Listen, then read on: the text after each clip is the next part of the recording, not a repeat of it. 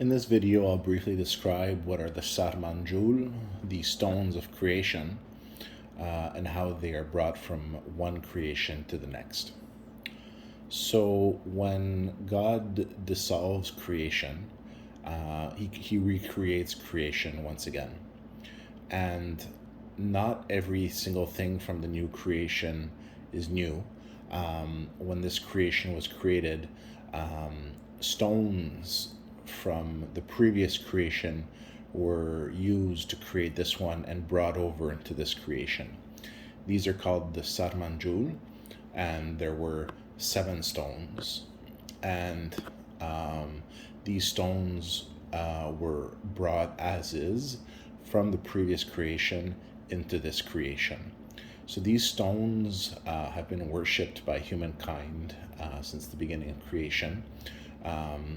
At the Ellora complex in India, the blue stone was actually worshipped, and one of the rituals that was performed by the people who lived in one of the caves was there was an alcove with a picture of their god that contained the blue stone, and a rite of passage was to have the tribe member enter this alcove, which was closed off on both sides by sheets, if you will, or blankets.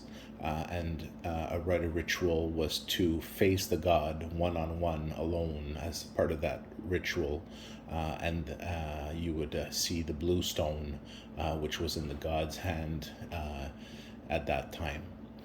There was also the orange stone, which was worshipped in a temple. And when the temple was invaded, that stone was hidden in a hidden alcove within that temple. There was also the white stone, so now known as the black stone at Mecca. So it used to be a white stone, and this stone was one of the Sarmanjul, so one of the stones of creation that was brought over from the past creation.